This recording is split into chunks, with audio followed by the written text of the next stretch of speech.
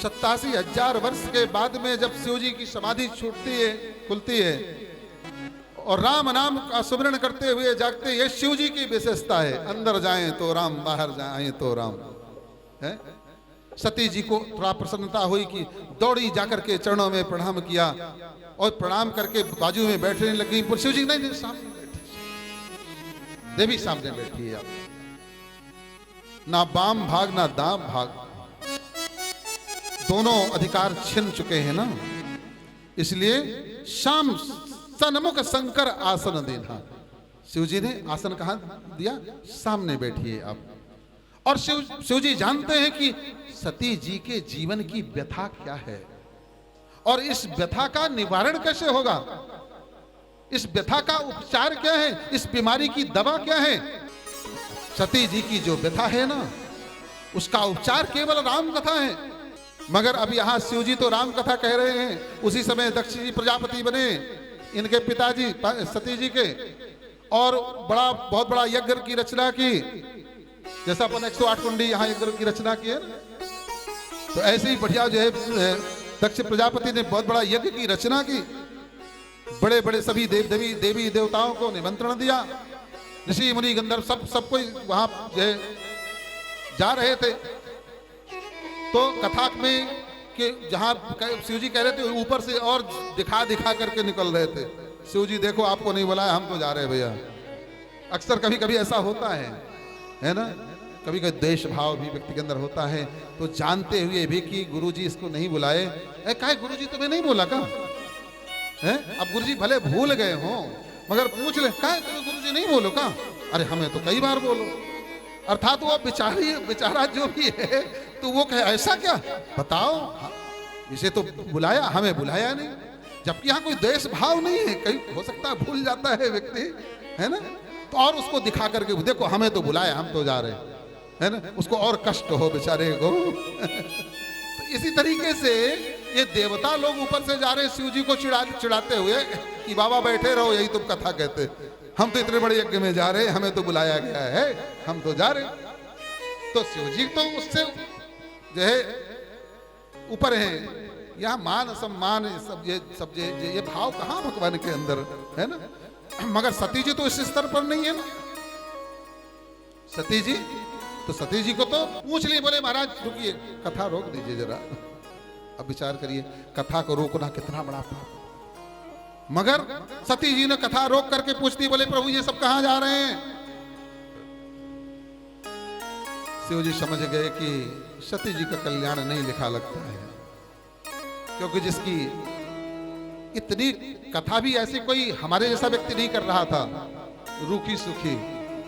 शिव जी कथा कर रहे थे, और शिव जी कथा कर रहे थे तो कैसी कथा कर रहे थे? रसाला कहन लगे, कहन हरि कथा रसाला। कैसी कथा कही? रस से भरी हुई कथा। और ये कथा में भी अगर किसी का मन न लगे, आनंद ना आए, रुचि ना हो, तो उसका कल्याण नहीं लिखा। तो शिव जी ने बताया, बोले देवी यद्यपि ये आपके पिताजी के यहाँ ये सारी रचना है और सब ये देवता वहीं जा रहे हैं, जैसे सुना कि पिताजी के यहाँ यज्ञ है, तो सती जी को बड़ा प्रसन्न हुआ, थोड़ा सा मन हुआ। बोले प्रभु मैं भी घूम आऊं क्या, मन बड़ा उदास है। शिव जी ने कहा देवी जाने में बुराई नहीं है, क्योंकि पिता के यहाँ, गुरु के यहाँ, मित्र के यहाँ बिना बुलाए ही जाना चाहिए, बिना बुलाए भी जाना चाहिए, है ना। जैसे राम कथा कहीं चल रही हो, भागवत कथा चल रही हो, यहाँ निमंत्रण की नहीं सोचना चाहिए व्यक्ति को, हमें निमंत्रण, अरे तुम्हें अपना कल्याण करना है तो जाओ भाई, है ना। तो भगवान के यहाँ, भगवान के कार्य, भगवान के मंदिर में, यज्ञ में, पिता के यहाँ, गुरु के यहाँ, मित्र के यहाँ बिना बुलाए भी व्यक्ति को जाना चाहिए। मगर कहां? जहां की बैर भाव ना माना जाता हो। और अगर कहीं बैर भाव हो है तो फिर वहां जाने से कल्याण होने वाला नहीं है। बोले देवी जाना उचित नहीं होगा। नहीं मानी तो कुछ गणों को देकर के भगवान ने विदा किया। हैं? और विदा करके जब वहां पहुंचती हैं सती जी, जाकर के यज्ञ की रचना देखी, सारे देवी देवताओं को देखा। वहां तो सख्त हिदायत थी दक्ष की कि ध्यान रखना, यद्यपि शिव तो स्वाभिमानी है, वो आएंगे नहीं, मगर शिव की भार्या हमारी बेटी भी आए तो उसका सम्मान नहीं करना, क्योंकि वो शिव की प्रतिनिधि के रूप में होगी और शिव की पत्नी का अपमान शिव का अपमान होगा, और हम शिव का अपमान करना चाहते हैं। सख्त आदेश था, किसी ने कुछ बोला नहीं, सब यहां वहां बचते रहे। बहनें उल्टा सीधा हंसी मजाक उड़ाती रही, मगर माँ तो माँ होती है। मगर माँ आगे पीछे, अरे बेटी चल थोड़ा पानी पी ले, ऐसा कर ले, देर बहुत दूर से आई है, थक गई होगी, फलाना दिमाग का बहुत जो है, मगर नहीं, सीधा जाती हैं सती जी। कहाँ जो है उस यज्ञ मंडप जो जहां पर यज्ञशाला थी, देखा शिव जी का भाग नहीं, आहा अंदर से व्याकुल हो उठी। वहीं तुरंत श्राप देती हैं, रे देवताओं, जिस यज्ञ में शिव का स्थान ना हुआ यज्ञ कभी सफल हो सकता है क्या? और हे दक्ष, मुझे बड़ा दुख हो रहा है कि मैं तुम्हारे पुत्री हूं, है? और इस जो शिव का द्रोही हूं, मैं उसकी पुत्री हूं। मैं आज अपने शरीर को यही भस्म कर रही हूं। योग अग्नि से जो है सती जी ने वहीं जो है अपने शरीर को भस्म किया। भृगु ऋषि ने रक्षा की जो है यज्ञ की, मगर ध्यान रखना हाहाकार मच गया महाराज। वहां तो शिव जी तक कब खबर गई। शिव जी क्रोधित होकर के आते हैं, शिव जी की जो है सती जलती हुई सती को लेकर के जाते हैं कैलाश, और जहां जहां सती के अंग गिरते गए ना, वही वही शक्तिपीठ का निर्माण हुआ। तो महाराज ध्यान रखना, यज्ञ की पूर्ति केवल स्वाहा से नहीं है। हमारा यज्ञ तभी सफल माना जाता है जब हमारे अंदर के विकार भी उसमें जो है तिरोहित हो जाए, हैं? और ध्यान रखिए, सती जी मरते समय केवल शिव का स्वरूप धर करके प्राणों को त्यागती हैं, है ना? सती मरत हरि सन बर मांगा, सती मरत हरि सन बर मांगा, सती मरत हरि सन बर मांगा, सती मरत हरि सन बर मांगा, जन्म जन्म शिव पद अनुरागा, जन्मो जन्मो से वो पद अनुरागा। ध्यान रखना, जीव की अधोगति ऊर्ध्वगति केवल उसके अंतिम काल में उसकी मानसिकता के अनुरूप होती है। अंत काल में जब जीव मनुष्य प्राण छोड़ता है ना, तो उस समय पर जैसे उसके भाव होते हैं, उसी भावना के अनुरूप ही उसका दूसरा जन्म निश्चित हो जाता है। यम यम वापि स्मरण भावम तजतन्ते कलेबरम, तम तमे वेद कौन्ते सदा तद भाव भाविता। जिस जिस भावना से भावित हुआ व्यक्ति, जीव शरीर को छोड़ता है, कलेवर को छोड़ता है, वैसे ही उसका अगला जन्म निश्चित हो जाता है। भगवान का स्मरण करता हुआ जो छोड़ता है, वो भगवान के धाम को जाता है। अंतकाले च मामेव स्मरण मुक्ता कलेवरम या प्राति समद भावम याति नास्ते प्रशंस्य। इसमें कोई संशय नहीं। तो सती मरत हरिसन बर मांगा। उसी कारण से महाराज हिमाचल जी के यहाँ जन्म होता है, पार्वती के रूप। जब पार्वती के रूप में सती जी का जन्म होता है ना, चारों तरफ आनंद ही आनंद छा गया। पूरा हिमाचल महाराज पत जो है पेड़ पौधों से, लताओं से, पुष्पों से, फलों से लद गया पूरा जो है पर्वत। मंगल ही मंगल, ऋषि मुनि आकर के वहां डेरा दे रहे हैं। हिमाचल जी महाराज विचार करते हैं कि गजब हो गया भाई, जब से हमारे यहाँ कन्या का जन्म हुआ है तब से तो जो है स्वर्ग बन गया हमारा हिमालय। एक दिन जो है नारद जी पहुंच गए, नारद जी के सामने ला करके जो है कन्या को रखा हिमांचल जी ने। बोले प्रभु प्रणाम किया, बोले कन्या का जो है भाग्य बताइए कैसा कन्या। अक्सर जो है माता पिता को बच्चों के भाग्य के बारे में बड़ी उत्सुकता होती है, मेरा बच्चा क्या बनेगा, मेरा बच्चा कैसा होगा, इसका भाग्य कोई बताए, है ना। जो है नारद जी ने देखा और देखकर कहते हैं कि बोले प्रभु सब प्रकार सकल सुलक्षण हर प्रकार के जो है लक्षण संपन्न कुमारी है, इससे आपका यश बढ़ेगा, इसको जो है इसका सदा सुहाग अमर रहेगा, माता पिता को यश देने वाली होगी, इसके कई नाम होंगे, अंबिका उमा है। मगर महाराज एक बात बताएं, मगर कुछ इसमें कुछ गड़बड़ी भी है। क्या गड़बड़ी है?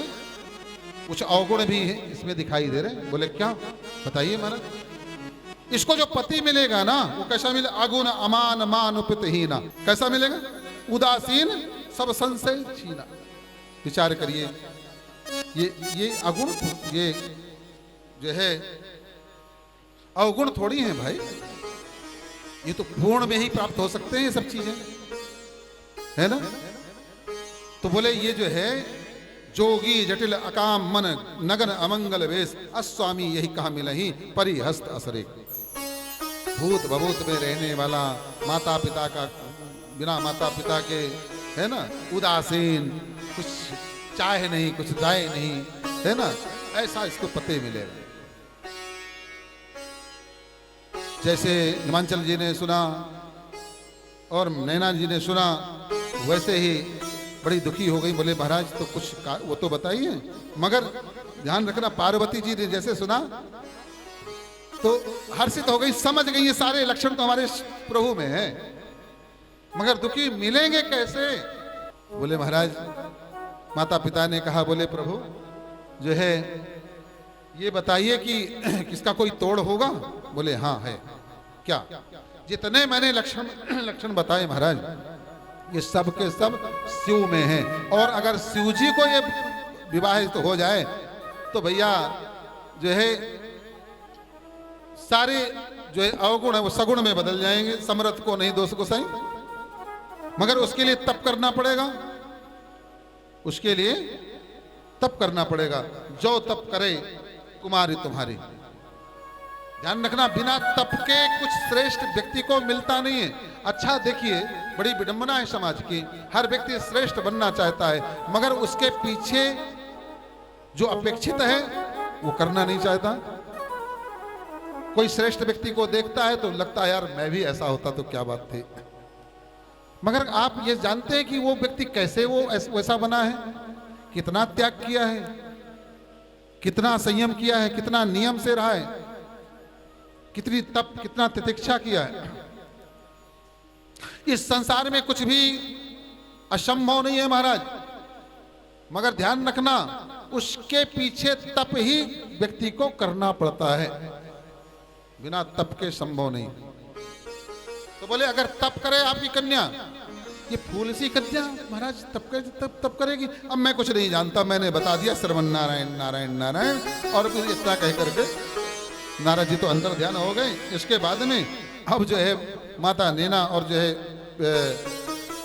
हिमांचल जी से कहती हैं, बोले प्रभु कुछ भी हो जाए, मैं अब ऐसी जो है फूल सी कन्या को मैं तप करने के लिए क्या कहूँ। तब तक पार्वती जी ने आकर खुद कह दिया, बोले माता मैं आज जो है एक सुंदर सी स्त्री, बढ़िया जो है देवी आकर के सपनों में मुझे बताया है कि जो है पार्वती अपना कल्याण चाहते तुम तप करने के लिए जाओ। अरे वाह, है तो पार्वती जी खुद तैयार है। तो जो है पिताजी ने कह दिया, बोले ऐसा करो जो है अगर अपने पुत्री का कल्याण चाहते हो तो अब मोह त्याग करके इसे तप करने के लिए, तप करने के लिए जाती है महाराज। और ऐसा तप थोड़ी होता है, तो ऐसा तप किया कि तपस्या की मूर्ति बन गई। कुछ दिन तक जो है जल पर रही, कुछ दिन जल छोड़ दिया तो पत्ते पर रही, हैं।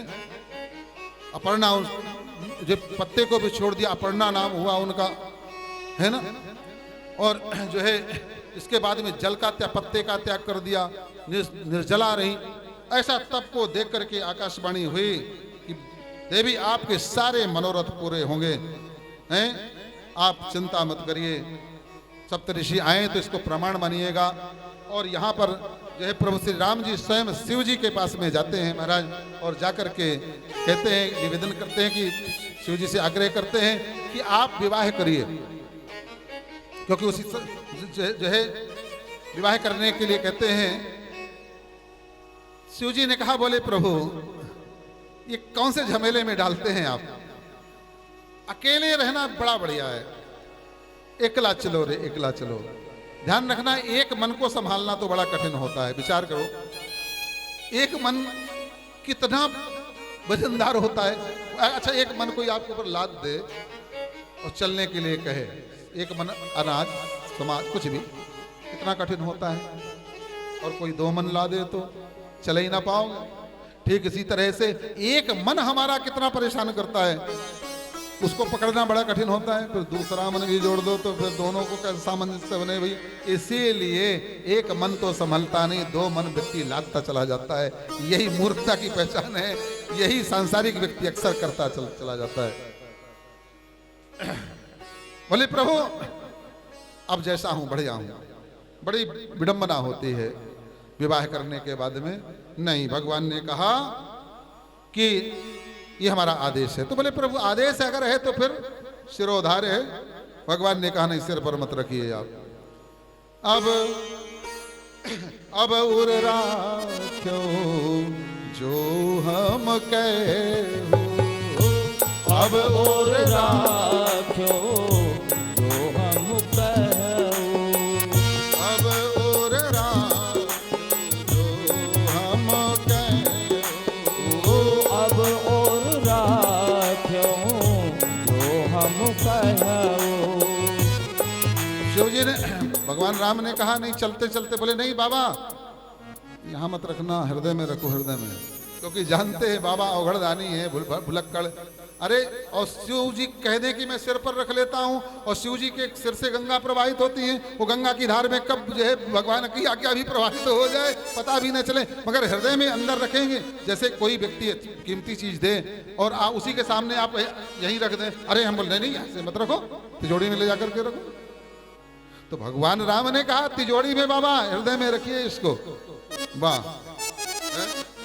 जब अब स्वामी ने ही कह दिया है, सप्तऋषि आते हैं, शिव जी ने कहा बोले जाओ बाबा महाराज जाओ, जाकर के देखो कोई कन्या अन्या हमारे लिए जो है तप कर रही है, परीक्षा तो लो जाकर के कि वास्तव में हमें पाना चाहती है कि हमसे कोई और है, हम एक माध्यम मात्र हो। क्योंकि अक्सर भक्ति ऐसे ही होती है लोगों की, भगवान तो माध्यम मात्र होते हैं, मगर चाहे क्या होती है, गाड़ी मिल जाए, बंगला मिल जाए, धन मिल जाए, दौलत मिल जाए, ये मिल जाए, वो मिल जाए, है ना। तो कहीं ऐसा तो नहीं, भक्त तो नहीं है। सप्तऋषि जाते हैं, जाकर के परीक्षा लेते हैं। सप्तऋषियों को देख करके पार्वती जी उठती हैं, प्रणाम करती हैं। जो है सप्तऋषियों ने पूछा, बोले देवी क्या कर रही हो? बोले अब मजाक उड़ाइए तो उड़ाइए, मगर मैं कर रही हूँ सो बता रही हूँ, मैं शिव जी को अपना पति मान जो है बनाना चाहती हूँ, उसके लिए तप कर रही हूँ। सप्तऋषियों ने अट्टहास से हंसा, बोले देवी क्या पागल बने, अरे ये किसने तुम्हें कह दिया शिव के लिए इतना तपस्या करना? इतना तप करने में तो विष्णु मिल जाएंगे। जहां राज करोगी जाकर के, बढ़िया चीर सिंधु में रहना, बढ़िया नौकर चाकर गाड़ी बंगले सब कुछ है। माँ बाबा के पास में है क्या? भूत बबूत के साथ में रहता है, न रहने का ठिकाना, न खाने का ठिकाना, न पीने का ठिकाना। और फिर कौन है गुरु तुम्हारा बताओ? नारद। अरे दादा नारद किसने, नारद जी ने किसने के कहने पर किसका घर बसा है? सबको उजाड़ने वाला है। इसलिए आप कहो तो हम विष्णु से आपका जो है विवाह करवा दें। पार्वती जी ने कहा, बोले महाराज सुनिए, आप ऋषि हैं इसलिए आपको हम प्रणाम करते हैं, सप्तऋषि हैं, हमारे मुख से कुछ गड़बड़ न निकल जाए, क्योंकि आप हमारे गुरु की बदनामी कर जो है मजाक उड़ा रहे हैं। हरि गुरु निंदा सुनई जो काना, पाप लगे गौघात समाना। तो महाराज हम क्षमा मांगते हैं, आपसे निवेदन करते हैं, हमारे गुरु की जो है मजाक मत उड़ाइए आप। और हम कह देते हैं कि हम अपने गुरु के वचन को त्यागेंगे नहीं, चाहे कुछ भी हो जाए। और यहाँ तक कि भगवान शिव ही मुझे शास्त्रवार कहे कि अपने गुरु को छोड़ दो, गुरु की बातों को मत मानो, मैं नहीं मानूंगी। मगर गुरु के बातों को जो कहा मैं उसको ब्रह्म वाक्य मान करके चल गई है। जब ऐसा कहा समझ गए सप्तऋषि, बोले वाह देवी, आप जगत की माता हैं और शिव जगत के पिता हैं। हे देवी आपकी जय हो, आपकी जय हो, आपकी जय हो।